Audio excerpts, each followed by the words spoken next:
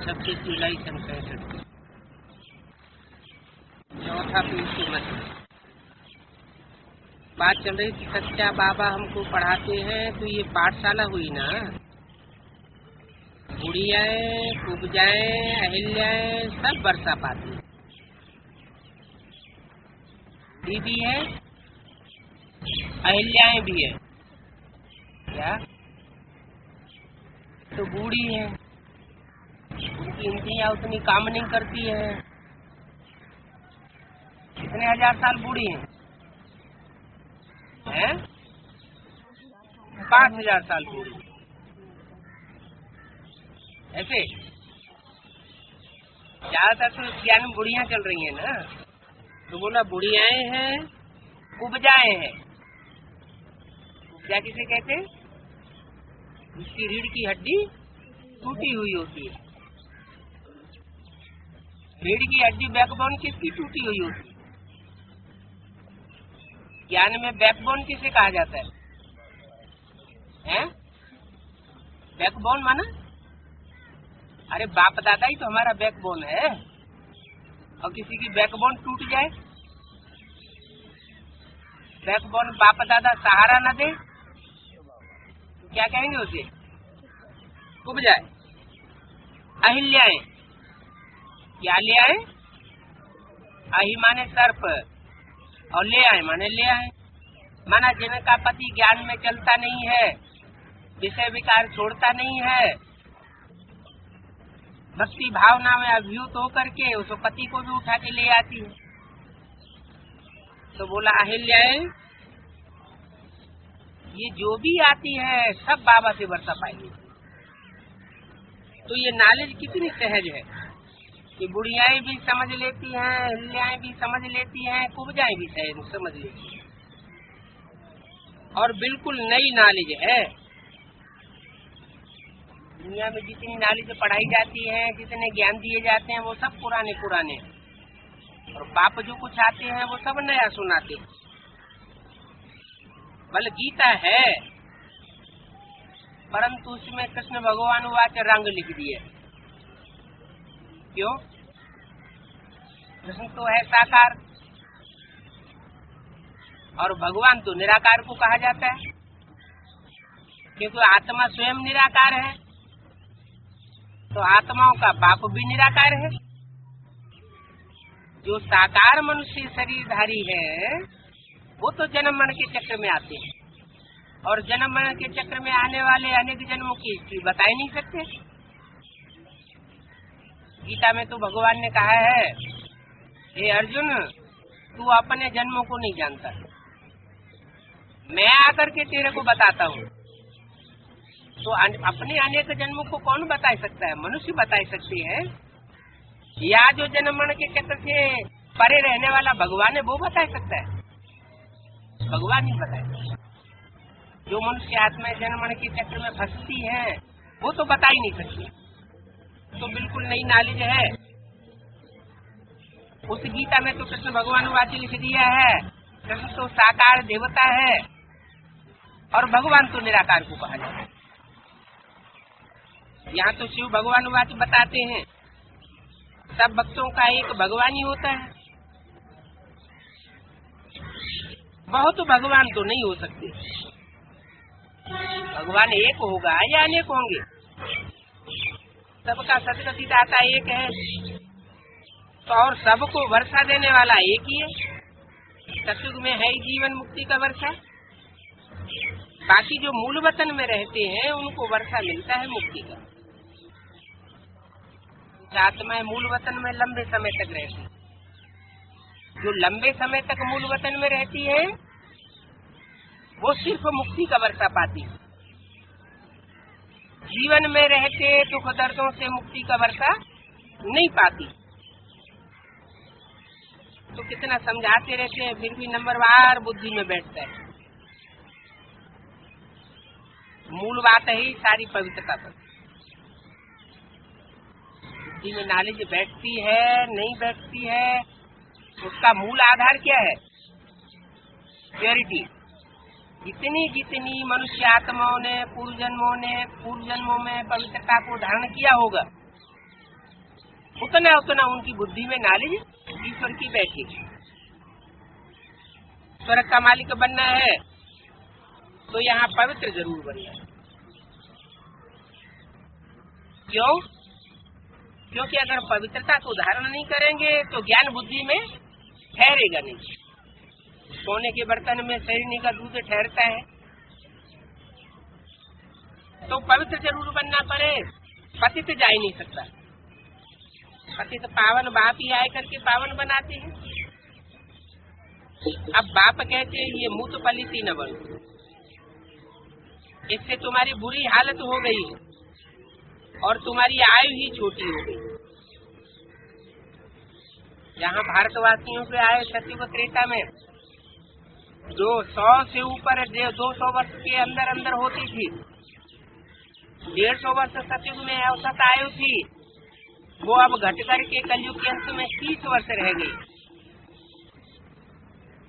अच्छा, बाबा ने रोजी और लक्ष्मण को देखा, जो को ये माँ बेटी कलकत्ता की सर्विस पर आई है। बहुत अच्छा नाम निकाला है तीनों ने, तीनों ही हैं, माँ बाप और बेटी। इकट्ठे सर्विस पर जाएं तो बहुत अच्छी सर्विस कर सकते हैं। तीनों ही सर्विस पर निकले हुए हैं, ये वंडर है, कितने भाग्यशाली हैं।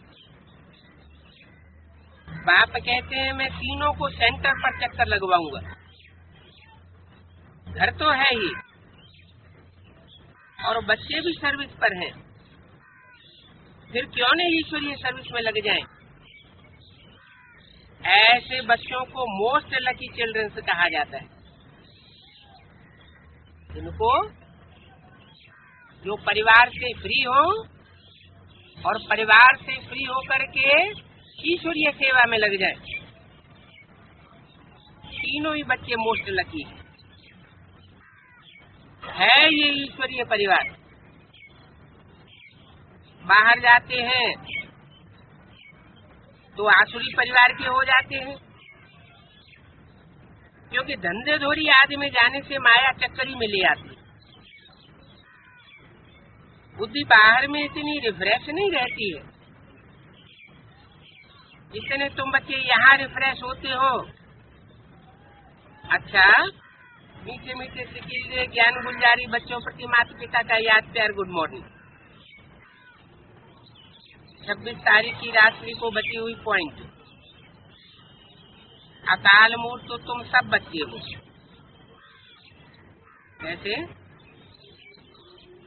तुम बच्चों को न हद में कोई काल खाएगा और न बेहद में कोई काल खा सकता है। हद में माना जो तुम बच्चे बाप के बच्चे आत्म की स्मृति में टिकने की पक्की प्रैक्टिस करने वाले हो, उनको कोई काल शारीरिक रूप से भी नहीं खा सकता, क्योंकि तुम जीते जी स्वर्ग में जावेंगे। तो तुम हो अकाल मूर्त। ऐसे तो सभी आत्माएं अकाल मूर्त है, क्योंकि आत्मा को तो काल खाता नहीं है। हालांकि तुम बच्चे जन्म मरण में आते हो, जब आत्मिक स्थिति में टिक जावेंगे तो जन्म मरण से परे हो जाते हैं। विकारों पर जीत पाने में बहुत मेहनत करनी पड़ती है, बहुत विघ्न पड़ते हैं, माया के थप्पड़ लगते रहते हैं। कोई कोई तो विकारों में कर्मणा में भी आ जाते हैं। बच्चों के घर में सेंटर खोलना अच्छा है। जो समझते हैं हम कोई को भी बाबा का परिचय दे सकते हैं, तो अपने घर पर बोर्ड लगाए देंगे। बाबा करेक्शन करते रहेंगे, ऐसा बोर्ड बनावे जो मनुष्य पढ़ते ही समझ जाए। तो बच्चों की बुद्धि चलनी चाहिए कि बोर्ड पर क्या लिखे, जो पढ़ते ही कोई अंदर आ जाए। बहुत बच्चे हैं जो टाइम वेस्ट करते रहते हैं, सर्विस करने की अकल नहीं है। सर्विस सहज से सहज भी है और डिफिकल्ट से डिफिकल्ट भी है। सहज किनके लिए है? सहज उनके लिए है जो बाप की याद में रहते हैं और श्रीमत पर चलते हैं। और डिफिकल्ट किनके लिए है? याद में भी नहीं रहते हैं और श्रीमत पर भी नहीं चलते। एक बाप को पूरा याद न करने से पूरा खुशी का पारा नहीं चढ़ता है। व्यभिचारी याद हो जाती है तो व्यभिचारी याद होने के कारण बुद्धि व्यभिचारी होने से सेवा का वो फल नहीं निकलता जिससे खुशी हो गई। अज्ञान काल में कोई गरीब को अडॉप्ट करे तो उनको खुशी का पारा चढ़ जाता है। कोई गरीब आदमी का बच्चा हो और कोई करोड़पति उसको गोद ले लेवे तो बच्चे को कितना नशा चढ़ जाएगा। और यहाँ तो स्वयं भगवान बाप आकर के तुम बच्चों को गोद लेते हैं, अपनी गोद का बच्चा बनाए वारिसदार बनाते हैं, फिर भी बच्चों को नशा नहीं चढ़ता। हम वेद के बाप की संतान है, ये नशा चढ़ता ही नहीं। बुद्धि में आना चाहिए किन्होंने हमको अडॉप्ट किया है।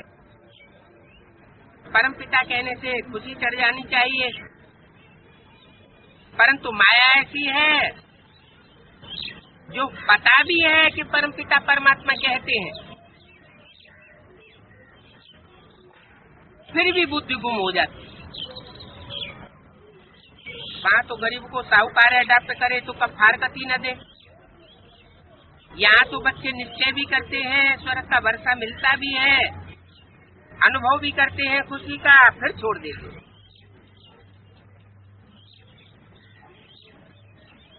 राम का बन करके 8-10 बरस पद फिर पा करके और जा करके रावण के बन जाते हैं। ये भी एक वंडरफुल बात है। बच्चों को हिम्मत रहती नहीं है याद करने की। लिखा पढ़ी भी बहुत करते हैं, सर्विस भी बहुत अच्छी करते हैं, इतना करते हुए भी माया से हरा लेते। तो देखो माया कितनी जादूगरनी। बाप कहते हैं मैं बच्चों के आगे प्रत्यक्ष होता हूँ। क्या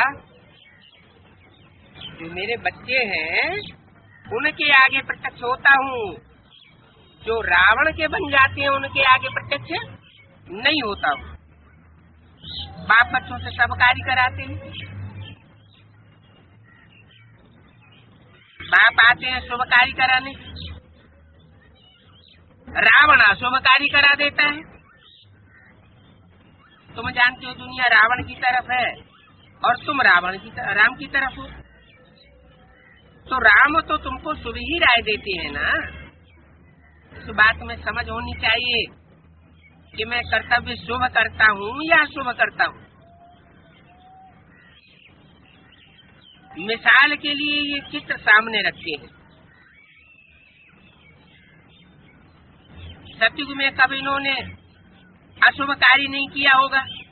किन्होंने? कौन से चित्र की बात की? लक्ष्मी नारायण का चित्र सामने होता है तो उनकी तरफ इशारा किया। लक्ष्मी नारायण ने सतयुग में कब अशुभ कार्य नहीं किया होगा? कहाँ? सतयुग में। फिर कहाँ किया होगा?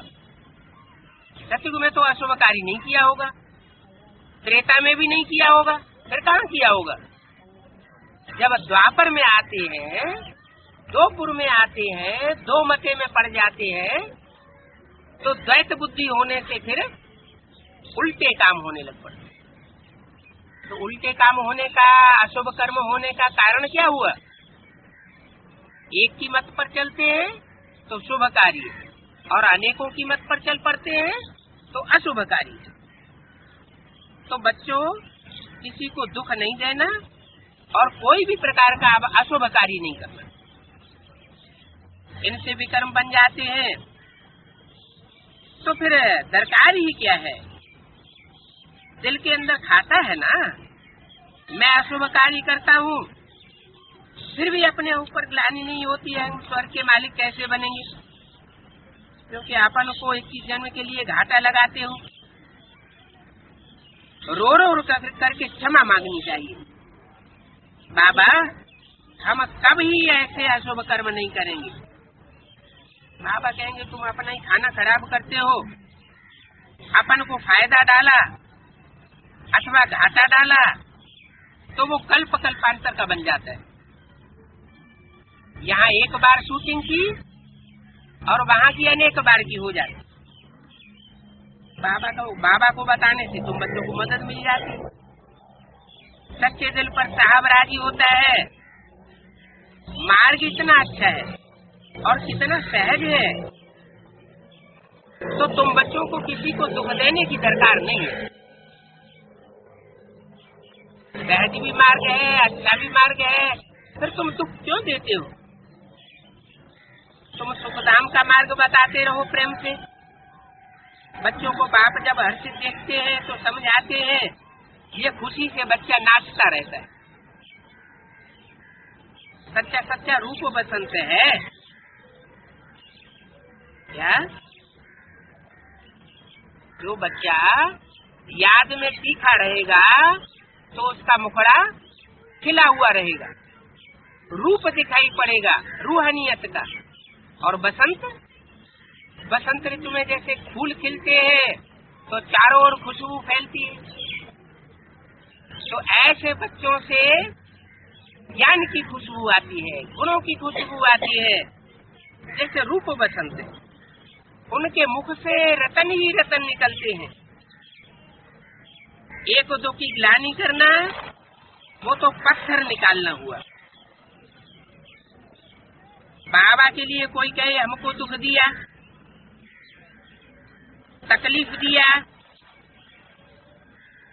कोई इस बात का प्रूफ नहीं करके दिखा सकता। इसके लिए कीर्तन की वाणी है, 65 की वाणी है ना, तो 65 में बाबा ने कहा कोई ऐसा नहीं है जो ये प्रूफ करके दिखावे कि ब्रह्मा बाबा ने किसी को दुख दिया, कोई भी प्रकार की तकलीफ दी, ऐसा कोई प्रूफ नहीं दिखा सकता, कब भी नहीं हो सकता। जानते भी हैं इससे बुराइयां बहुत होती हैं, तो भी मैं कहता हूँ ये बच्चा बहुत अच्छा है। उस बच्चे को मुरली में समझाए देता हूँ। बाबा समझते हैं, बदला लेने में देरी नहीं करते हैं, और ही डिसर्विस करेंगे तो कोई को ऐसा चांस क्यों देवे जो उल्टी सुल्टी बात बतलाए, किसी का अकल्याण कर दे। इसलिए बाबा हमेशा मीठा ही बोलते हैं। जैसे कर्म करता हूँ तुम भी करते रहो। कोई गुस्सा करे तुम शांति में रहो, है? कोई गुस्सा करे तो शांत में रहे, कोई मारे पीटे तो शांत में रहे। माताएं तो पिटाई पिटते पिटते बहुत परेशान हो रही है, कहाँ तक शांति में रहे? और क्यों शांति में रहे? है? कारण क्या? बाबा इतना बोलते हैं तो कोई तो बात होगी, है? क्यों शांति में रहे? क्योंकि पूर्व जन्म में माताएं भी तो पुरुष बनी थी कि नहीं बनी होगी? एक जन्म में पुरुष, एक जन्म में स्त्री बनना पड़ता है। अंतमति तो गते तो होती है ना। स्त्री जब चोला छोड़ती है तो पुरुष की याद में चोला छोड़ती है, तो पुरुष का जन्म लेना पड़ता है। और पुरुष जब चोला छोड़ता है तो स्त्री की याद में चोला छोड़ता है, तो उसको स्त्री का जन्म लेना पड़ता है। तो जो भी इस जन्म में माता का चोला लिया है, अबला का चोला लिया है, तो सहन तो करना ही पड़ता है ना। इसलिए कभी तलकीलापन नहीं आना चाहिए, क्रोध नहीं आना चाहिए, सहन करना चाहिए। कोई गुस्सा करे तुम शांति में रहो, कोई की पिछाड़ी चटकना भी नहीं चाहिए। कह देना चाहिए हमको टाइम नहीं है, तुम और कोई समय आना, तुम्हारे इस समय आने का मुहूर्त नहीं है। तुम सब ब्रह्मा कुमार कुमारी डाडे से वर्षा ले रहे हो, तो आकर के वर्षा लो। कोई की भी रग देखनी चाहिए, ये ज्ञान सुनना चाहता है या नहीं सुनना चाहता है, क्योंकि तुम बच्चे रूहानी सर्जन हो ना।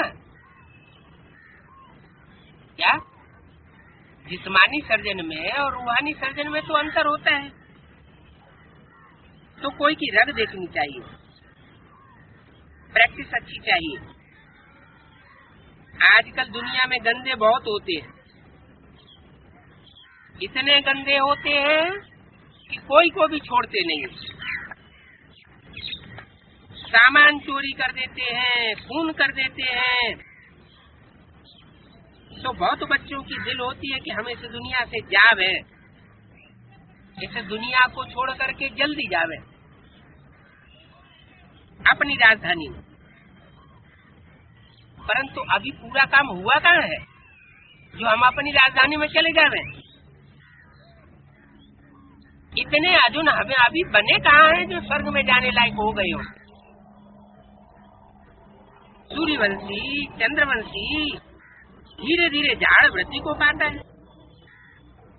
क्या पहले कौन तैयार होंगे? पहले सूर्यवंशी तैयार होंगे, फिर चंद्रवंशी तैयार होंगे, फिर और दूसरे इस्लाम बौद्ध वंश की आत्माएं तैयार होंगी। तो धीरे धीरे झाड़ वृद्धि को पाता है। वो तो एक ही भाषण से कितने बौद्धि बनाए देते। यहाँ तो कितनी मेहनत करनी पड़ती है। क्यों? यहाँ इतनी मेहनत क्यों होती है देवी देवता सनातन धर्म में? और दूसरे धर्म वाले एक ही भाषण देते हैं, ढेर सारे निकल पड़ते हैं। कारण क्या है? क्योंकि हम देवी देवता सनातन धर्म की आत्माएं बहुत पुरानी है। 84 जन्म लेते लेते हमने बहुत तामसी वृत्ति को पाई ली है। जब हम ऐसी तामसी वृत्ति की आत्माएं बन जाते हैं तो परमपिता परमात्मा पतित तन में आता है। वो धर्म पिता है, वो तो सात्विक स्टेज में होते हैं और सात्विक पार्ट बजाते हैं, इसलिए उनको बहुत लोग फॉलो कर लेते हैं। यहाँ तो बाप गुप्त रूप में आता है। वो धर्म पिताएं उतने गुप्त रूप में नहीं आते और बाप साधारण तन में आता है। तो यहाँ तो कितनी मेहनत करनी पड़ती है मनुष्य को देवता बनाने में। वो धर्म पिताएं आते हैं, कोई मनुष्य को देवता थोड़ा ही बनाते हैं। क्या बनाते हैं? और ही मनुष्य नीचे गिर करके राक्षस बन जाते हैं। तो नीचे उतरना सहज होता है, उतारना सहज होता है, या ऊपर चढ़ना चढ़ाना सहज होता है? क्या सहज होता है?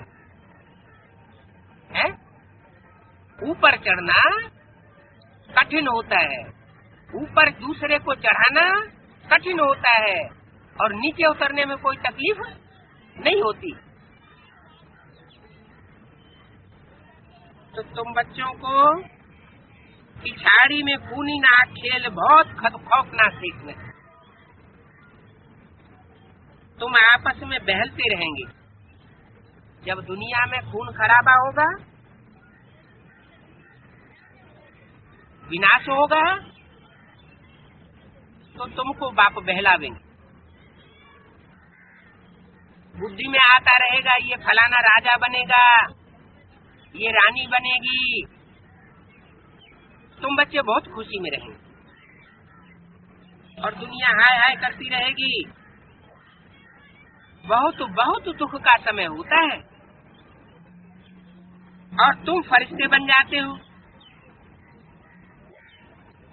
ज्ञान की इतनी पराकाष्ठा हो जाती है कि देह और देह के संबंधों से तुम्हारी बुद्धि उपराम हो जाती है। आसुरी संप्रदाय मच्छों मुआफिक मरते रहेंगे। क्या जो ज्ञान न लेने वाले हैं जैसे मच्छर मरते हैं ऐसे मच्छरों सदृश मरते रहेंगे। उस समय के लिए अवस्था बहुत जमानी चाहिए, इसलिए जमानी चाहिए। जिनकी आत्म की स्थिति इस समय प्रैक्टिस से बन जाएगी उसी समय वो बच्चे ठहर सकेंगे। जिन्होंने बाप की मत को अभी माना, महाकाल की तुम बच्चे हो, ये महाकाल भी अकाल मूर्त है। अकाल तत्व शरीर में निवास करके वर्षा देते हैं। क्या कौन से तत्व में निवास करके वर्षा देते हैं? कोई अनिश्चय बुद्धि में प्रवेश करके वर्षा नहीं देते, ऐसे निश्चय बुद्धि में निवास करके वर्षा देते हैं जो अकाल तत्व कहा जाता है। मनुष्य ऐसे नहीं कहते हैं कि कृष्ण के तन में भगवान था। वो तो कहते हैं कृष्ण अर्जुन के रथ में आया, कह देते हैं कृष्ण भगवान हुआ। वास्तव में यहाँ तो है शिव भगवान हुआ। यहाँ कोई कृष्ण आकर के हमको पढ़ाई नहीं पढ़ाते हैं।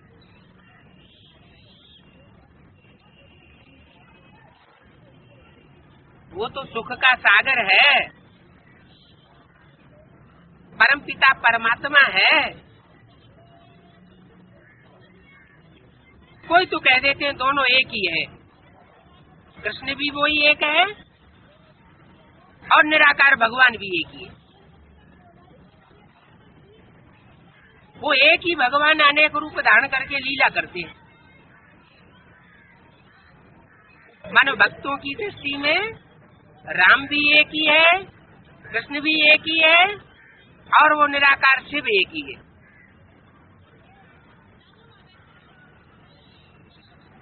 तो जब सब एक ही है तो अलग अलग उनकी कथाएं बैठ क्यों सुनाते हो?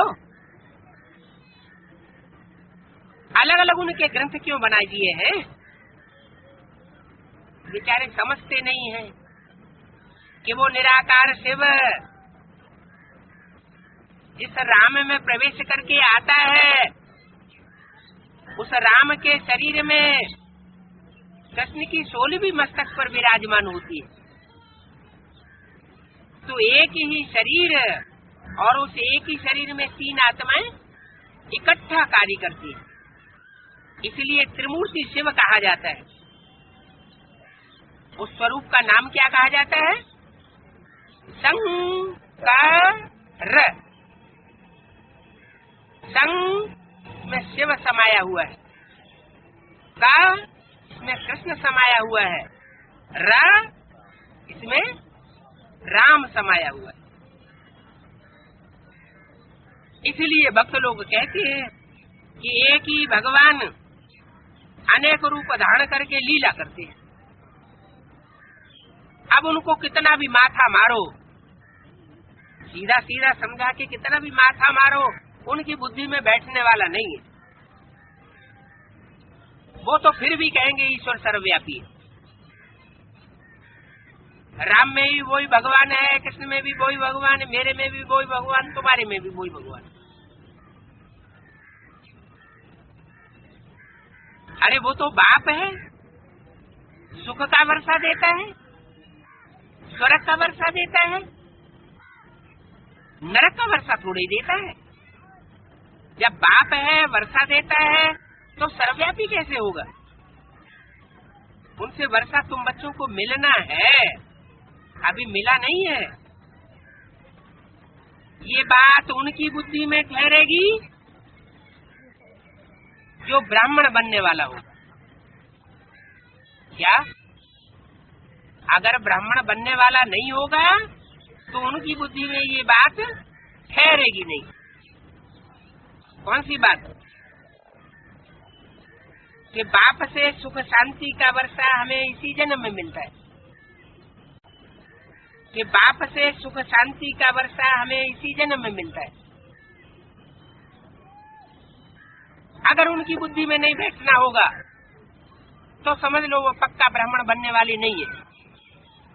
जो पक्के ब्राह्मण बनते हैं उनकी बुद्धि में ये बात ठहर जाती। अभी सैंपलिंग लग रहा है, गवर्नमेंट भी पौधों की सैंपलिंग लगाती है ना, झाड़ का सैंपलिंग लगाती है। और यहाँ ये बेहद का झाड़ है मनुष्य सृष्टि का, उसकी अभी सैंपलिंग लगा रहे हैं। तो सैंपलिंग लगाई जाती है ना, तो एक पुराना झाड़ होता है जड़ सहित, तो जड़ सहित जो पुराना झाड़ होता है उसकी कलम काटते हैं। और जो नया बीज होता है, सुधारा हुआ बीज, उसका जो पौधा तैयार होता है उसमें से ऊपर का हिस्सा काटते हैं। क्या वो ऊपर का हिस्सा उस पुराने जड़ वाले हिस्से से जोड़ देते हैं? क्या मतलब हुआ? ये लगी सैंपलिंग, तो झाड़ ज्यादा फल देने वाला तैयार होता है, बड़ा बड़ा फल देता है, झाड़ नया हो जाता है। यहाँ जड़ वाला हिस्सा कौन सा है? जो ब्राह्मण जड़ों पर बैठे हुए दिखाए गए हैं बेसिक नॉलेज में, वो हो गया जड़ का हिस्सा, पुराना जड़जड़ीभूत हिस्सा। और जो नए बीज तैयार हुए एडवांस पार्टी में, उनके नए पौधे तैयार हुए, परिष्कृत बीज है, ज्ञान जल से उनको सींचा गया है, तैयार किए गए, याद की अग्नि में उनको शोधा गया है। ऐसे बीजों से जो पौधे तैयार हो रहे हैं, उन पौधों की कलम काट करके उस पौधे में लगाई जाती है, पुराने झाड़ से।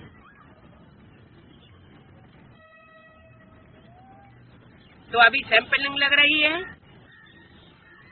जैसे गवर्नमेंट से सैंपलिंग लगाती है, यहाँ बेहद का बाप सैंपलिंग लगाए रहे।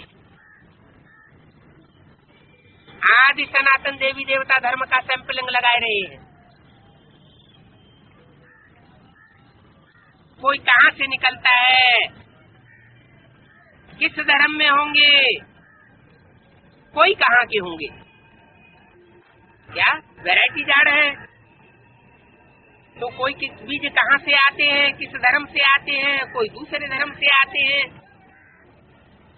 बाप कहते हैं जो देवताओं के भक्त हो उन्हों को समझाने की कोशिश करो।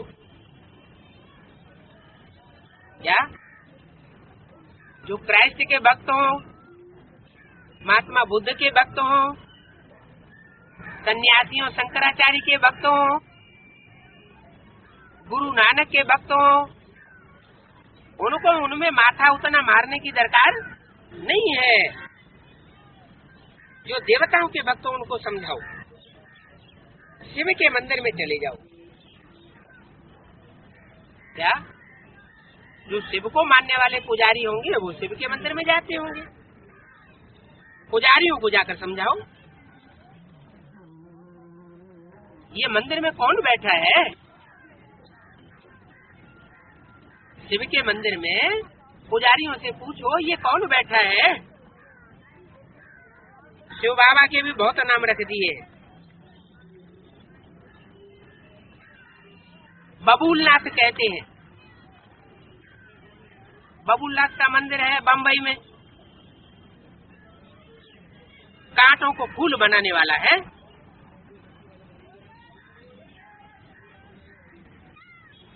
बम्बई में यादगार क्यों बनी हुई है? बबूलनाथ, बड़े बड़े बबूल के कांटे हैं।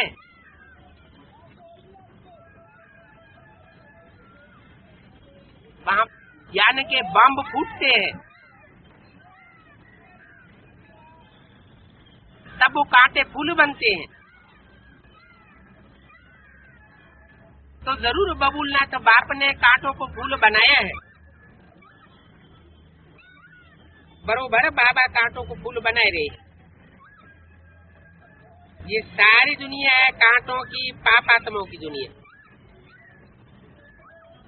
अकेली बम्बई की बात नहीं है, अकेली बम्बई माया की नगरी नहीं है, सारी दुनिया ही कांटों का फूल है। पाप ही पाप करते रहते। सबसे ज्यादा पैसा कौन सी नगरी में कमाया जाता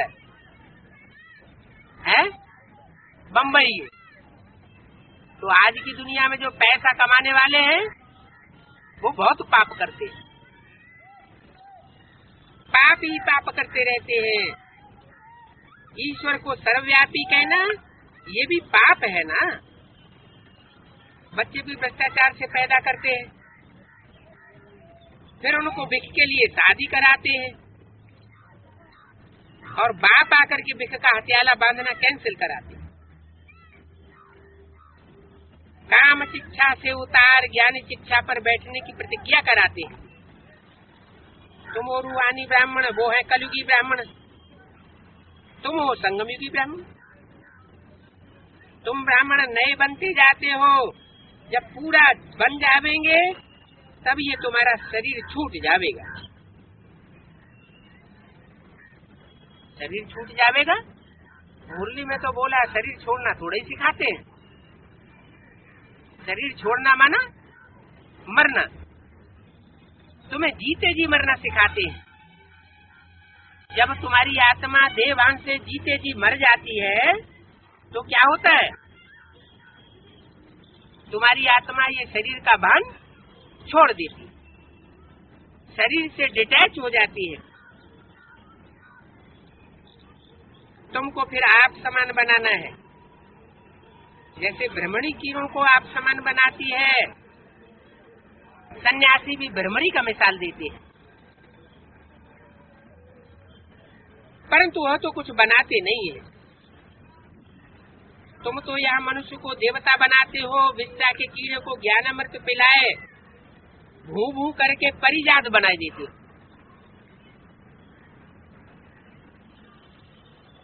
माताएं जानती हैं ये विष्टा के कीड़े कौन है। उन विष्टा के कीड़ों को लगातार भू भू ज्ञान की करते रहने से उनकी बुद्धि एक दिन पलट जाती। पाप आकर पापात्मा से पुण्यात्मा स्वर्ग का मालिक बना देते। तो भ्रमरी का भी मिसाल देते हैं, कछुए का भी मिसाल देते हैं। सन्यासी लोग मिसाल देते हैं कि जैसे कछुआ अपने अंगों को समेट लेता है, ऐसे तुम भी योग बल से अपनी कर्मेंद्रियों को समेट सकते हो। जब बुद्धि एकाग्र हो जाती है, मन एकाग्र हो जाता है, तो इंद्रियां अपना कार्य नहीं करती। इंद्रियां जैसे संकुचित हो जाती हैं, बहरयामी नहीं रहती। तो कछुए का मिसाल जो सन्यासी देते हैं वो तुम्हारी यादगार है। वो भी यहाँ की बात है, उस दुनिया की बात नहीं है। उस दुनिया में कोई ऐसे नहीं हुए जिन्होंने अपनी कर्मेंद्रियों के ऊपर विजय प्राप्त की हो।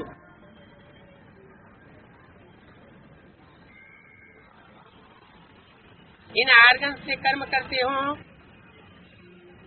और कर्म करते हुए भी बुद्धि से उपराम रहते हो। कोई काम नहीं है तो अपने को सागर के समान विशाल बनाओ। समझो हम पुण्यात्मा, सतयुग में हम पुण्यात्मा थे, अभी हम पापात्मा। वो तो है साइलेंस वर्ल्ड, निर्वाण धाम। वहाँ आत्माएं हम शांति में रहती है। आत्मा इन आर्गन्स के द्वारा उच्चारण करती है, बोलती है ओम शांति। मैं आत्मा शांत स्वरूप हूँ। सतो प्रधान आत्माभिमानी बनना है क्या? आत्माभिमानी भी 4 तरह के होते हैं। सतो सामान्य आत्माभिमानी, सतो प्रधान, सतो सामान्य, रजो और तमो। देह अभिमानी भी 4 प्रकार के होते हैं। सतो प्रधान देह अभिमानी, सतो सामान्य देह अभिमानी, रजो प्रधान देह अभिमानी, तमो प्रधान देह अभिमानी। विकारी भी 4 प्रकार के होते हैं। सतो प्रधान विकारी, जो सतो प्रधान विकारी होते हैं उनके मिलन की इच्छा दृष्टि मात्र से, देखने मात्र से ही पूरी हो जाती है, शांत हो जाती है। तमो प्रधान विकारी होते हैं, उन्हें इंद्रियों का भोग नहीं मिलता तो दूसरे की हत्या भी कर देते हैं। तो विकारी भी अनेक प्रकार के हैं, देह अभिमानी भी अनेक प्रकार के हैं, आत्मा अभिमानी भी इसी तरह 4 प्रकार के हैं। इस समय साफ तमो प्रधान, इस दुनिया में कोई सतो प्रधान आत्मा नहीं है। आत्मा बोलती है हम पापात्मा हैं, अंदर से समझते हैं सब क्या कि हम तमो प्रधान पापात्मा हैं, बाहर से भले कोई न कहे। अब ये पाप कौन कराते हैं, पापात्मा कौन बनाते हैं? जब पाप करते हैं तो बाद में अंदर से बहुत पश्चाताप भी होता है, अंदर ही अंदर रोते भी हैं। तो ये रुलाने वाला कौन है? नाम रख दिया शास्त्र में रावण। उसका अर्थ बताते हैं रावयते लोकान इति रावण। जो लोगों को रुलाता है वो रावण है, उसको 10 शीश दे देते हैं। वास्तव में है 5 विकार स्त्री के अंदर और 5 विकार पुरुष के अंदर, काम क्रोध लोभ मोह अहंकार। पुरुष के अंदर जो 5 विकार है और एक स्त्री के अंदर जो 5 विकार है, वो दोनों मिलकर के रावण का रूप बनता है। उसको कहते हैं माया रावण। वास्तव में शांति तो आत्मा का स्वधर्म है। स्वधर्म माना आत्मा का अपना धर्म है। स्टार की याद में आत्मा अगर 5 मिनट भी स्थिर हो जाए, कहते हैं ना भ्रकुटी के मध्य चमकता है जब सितारा। शास्त्रों में भी बताया भ्रुवोर मध्य प्राणम आवेश सम्यक। भ्रुकुटी के बीच में आत्मा का स्मरण करना चाहिए। तो ऐसी जो प्रैक्टिस करते हैं आत्मिक स्वरूप में टिकने की, उनको तो शांति मिलती है। विकारियों को शांति नहीं मिल सकती। काम क्रोध विकार जितने भोगते जाओ उतने ज्यादा और बढ़ते जाते हैं, आत्मा अशांत होती जाती है। तो तुम बच्चे चलते फिरते अशांत में रह सकते हो। अशरीरी हो बैठ जाओ, प्रैक्टिस करो। यह अभ्यास तुम बच्चों को सिखाया जाता है। यहाँ तो बाप भी कहते हैं ओम शांति। क्या? आ ऊ मा।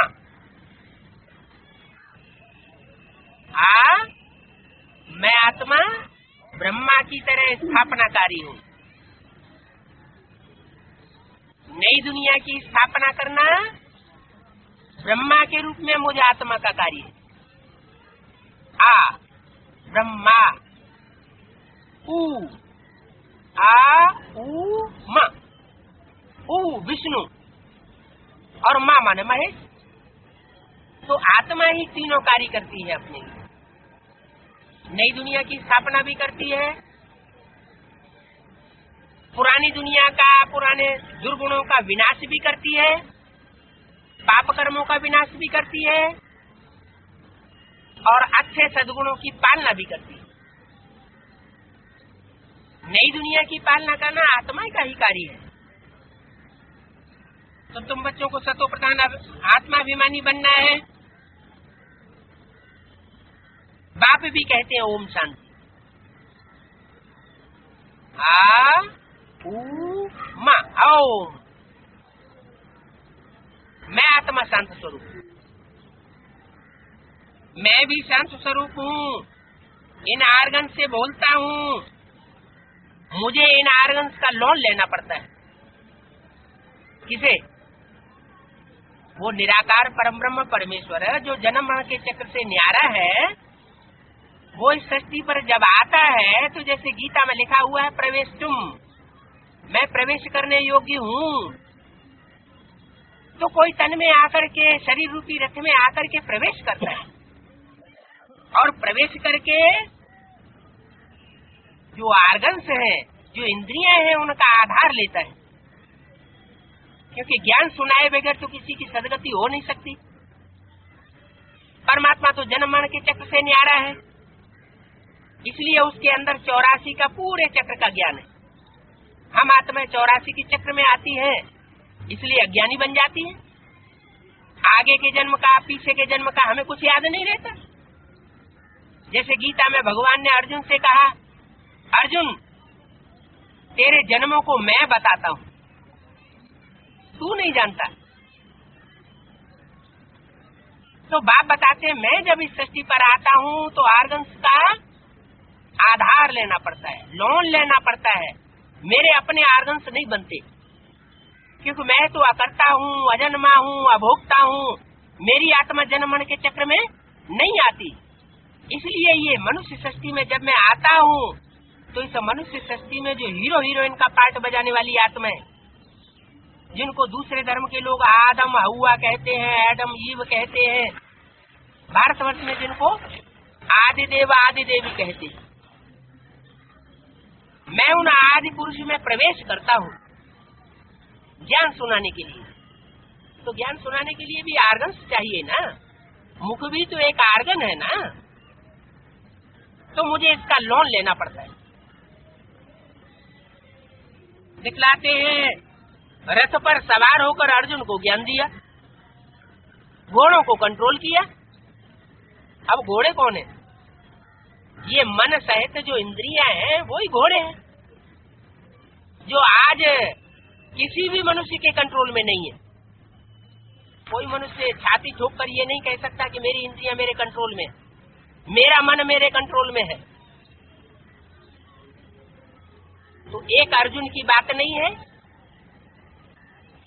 ये तो पुरुषार्थ का अर्जन करने वाले अनेकों नंबरवार अर्जुनों की बात है,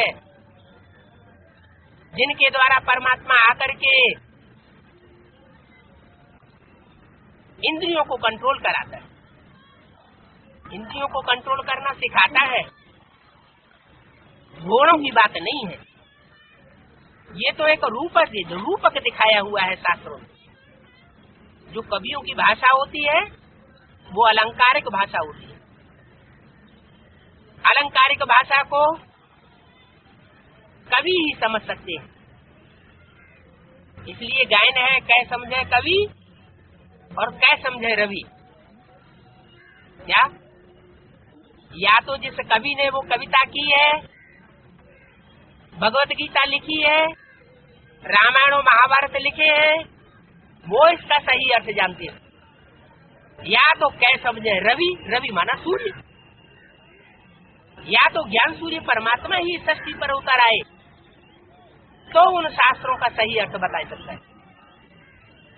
तो बोला, दिखाते हैं ना, रथ पर अर्जुन को ज्ञान दिया। अब एक को बैठ करके थोड़े ही ज्ञान सुनावेंगे, एक को ज्ञान सुनावे तो एक की सदगति होगी। अगर एक की ही सदगति भगवान करके चला जावे तो दुनिया में सब भगवान को क्यों मानते हैं? हिंदू, मुस्लिम, सिख, ईसाई सभी तो भगवान को मानते हैं, तो जरूर भगवान ने सबकी आकर सदगति की हो। किसी एक धर्म की बात नहीं है। जब इस सृष्टि पर अनेक धर्म पैदा हो जाते हैं और सब धर्म के नाम पर वितंडावाद फैलाते हैं, तब भगवान को सद्धर्म की स्थापना करने के लिए आना पड़ता है। और हम अर्जुनों को आकर के वो पुरुषार्थ का अर्जन कराता है। तो एक को बैठ करके ज्ञान नहीं सुनाते, ये सब रंग बातें हैं। रथ तो वास्तव में ये साकार शरीर को कहा जाता है। शास्त्रों में लिखा तो है, शरीरम रथम विद्य इंद्रियाणे हयान्याओ। शरीर को रथ समझ, इंद्रियों को घोड़ा समझ, कह दिया है। लेकिन फिर भी गीता में चित्र वही बनाए देते हैं कि अर्जुन के रथ में भगवान कृष्ण सवार हुए, सारथी बने, उनके रथ को चलाया। अब भगवान ने आकर के कोई हिंसक युद्ध कराया होगा? आज के साधु संत महात्माएं भी हिंसा करना अच्छा नहीं मानते, तो साधुओं का भी उद्धार करने वाला भगवान है, वो आकर के हिंसक युद्ध कराएगा? ये सब रंग बातें। भाग्यशाली रथ नंदीगण, ये रथ कहा जाता है। कौन सा रथ? राम और कृष्ण जो श्रेष्ठ देवताएं हुए हैं, उनका शरीर रूपी रथ कलयुग के अंत में, अंतिम 84वें जन्म में नंदीगण कहा जाता है तो मनुष्य, परंतु मंदिरों में फिर बैल को रख दिया है। क्या शिव के मंदिरों में, शिव के नजदीक कौन रखा जाता है? बैल रखा जाता है। बैल क्यों रखा जाता है? उन्हें और कोई सवारी नहीं मिली? अरे शिवलिंग है वो निराकार की यादगार, जिसको हाथ पांव नाक आंख कान नहीं है, वो निराकार शिव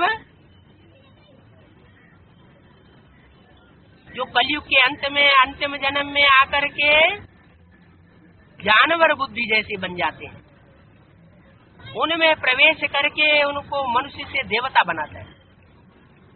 जैसे आज का मनुष्य है, जानवर होता है, अपने आवेग को रोक नहीं पाता।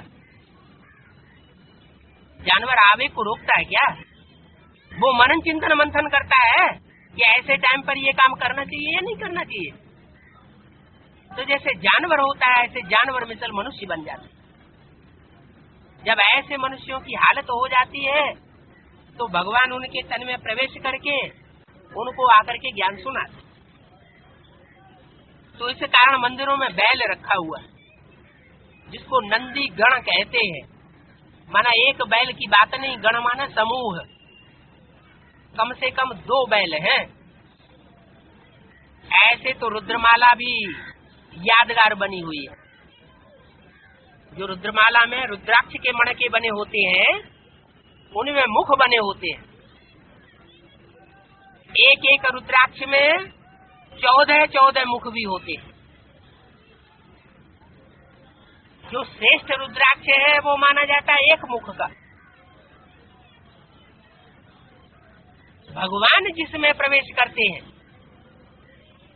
वो एक मुख का रुद्राक्ष विरल मिलता है। वो रामकृष्ण की ही श्रेष्ठ आत्माएं हैं, जिनमें वो एक मुख वाला प्रवेश करता है और सच्चा ज्ञान देता है।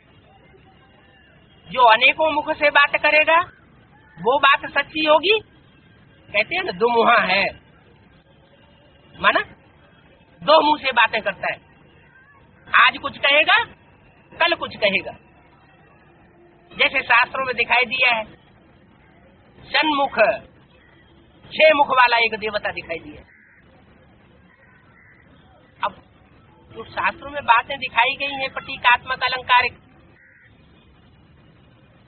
उनको समझने की, उनको व्याख्या करने की मनुष्य गुरुओं की तो ताकत है नहीं। भगवान ही आकर के उनका सच्चा अर्थ बताता है कि मैं जिस तन में प्रवेश करता हूँ उसके द्वारा एक मुख की भाषा बोलता हूँ। कुछ रुद्रमाला के मणके ऐसे भी हैं जिनमें अनेक आत्माओं का प्रवेश होता है।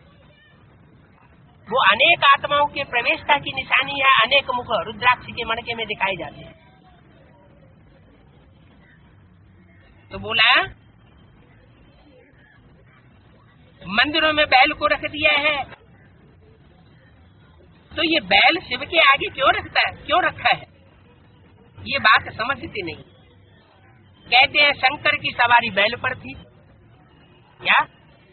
शंकर की सवारी बैल पर थी, और शंकर में शिव की सवारी होती है तो शिव शंकर को मिला के एक कर देते हैं। जो 3 देवताएं सबसे श्रेष्ठ माने जाते हैं, ब्रह्मा, विष्णु, शंकर, उन त्रिदेवों में शिव शंकर को मिला के एक कर दिया है। शिव ब्रह्मा को मिला के एक नहीं कर दिया है, शिव विष्णु को मिला के एक नहीं कर दिया है, शिव शंकर को मिला के एक कर दिया है। कारण क्या है कि वो शिव निराकार जिस शंकर महादेव में प्रवेश करता है वो पहले महादेव नहीं होता है, वो भी हमारी तुम्हारी तरह साधारण नर होता है। जिस नर को गीता ज्ञान सुना करके परमात्मा नारायण बनाता है, इसलिए नाम भी रख देते हैं शंकर नारायण, दोनों नाम मिलके इकट्ठे कर दिए। माना जो शंकर है वही नारायण है, उसी को राम कहा जाता है। राम अर्थात रमण कराने वाला, ईश्वरीय याद में जो रमण करता है और कराता है उसका नाम राम रख दिया है। तो राम कहो, नारायण कहो, शंकर कहो, वास्तव में एक ही स्वरूप के 3 नाम। जब परमात्मा बाप आते हैं तो वही जो सतयुग में नारायण था 16 कला संपूर्ण होता था, कलयुग के अंत में आकर के साधारण नर बन जाता है। इसलिए गीता में लिखा हुआ है, मुझे साधारण तन में आए हुए मनुष्य को, भगवान को साधारण मनुष्य भगवान के रूप में देख करके, साधारण नर के रूप में देख करके मूढ़मती लोग मेरे को पहचान नहीं पाते। न पहचानने के कारण फिर तिरस्कार करते हैं। जैनी ग्रंथों में भगवान महावीर का कितना तिरस्कार दिखाया है, उनकी हिस्ट्री उठा के देखो, कितना तिरस्कार किया है, पत्थर मारते थे। है उसी एक की यादगार। इस कलयुग दुनिया को पलट करके सतयुग बनाना ये महान वीरता का काम है। तो काम के आधार पर शास्त्रों में नाम रखे हुए हैं, चाहे महावीर नाम हो, चाहे शंकर नाम हो। दुनिया में अशांति फैलती है कलयुग के अंत में, तो जो शम करोति संसार में शांति स्थापन कर देता है। कहे से हर हर बम बम, जो एटमिक एनर्जी छुड़वा करके शांति में सारी दुनिया को स्थापित कर देता है, उसका नाम शंकर पड़ता है। जब तक इस दुनिया का विनाश नहीं हुआ है तब तक नई दुनिया की स्थापना प्रत्यक्ष नहीं हो सकती। तो दिखाते हैं शिव के मंदिरों में बैल रख दिया है, समझते नहीं है शंकर की सवारी बैल पर थी। शिव और शंकर को क्यों इकट्ठा कर देते हैं? शंकर भी है वास्तव में सूक्ष्म वतनवत। क्या वो आत्मा है या शरीरधारी है? शंकर क्या है?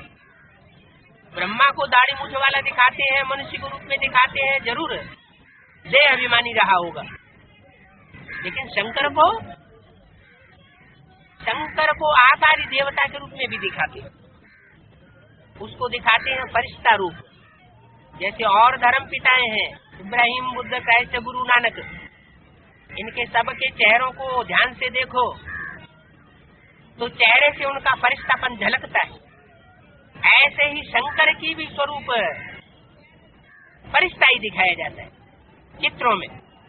चित्र वास्तव में चरित्र की यादगार है। कौन सा चरित्र? फरिश्ता माना ही जिसका फर्श की दुनिया वालों से कोई रिश्ता नहीं, देह और देह के संबंधों को भुलाने का ज्ञान देने वाला है। जो गीता का आखिरी श्लोक है, नष्टो मोहा स्मृति लब्धा। तो शंकर भी सूक्ष्म वतनवासी देवता दिखाया जाता है, फरिश्ता दिखाया जाता है। वो बैल पर कैसे सवारी करेगा? तो ये बात समझने की है। अच्छा, ओम शांति।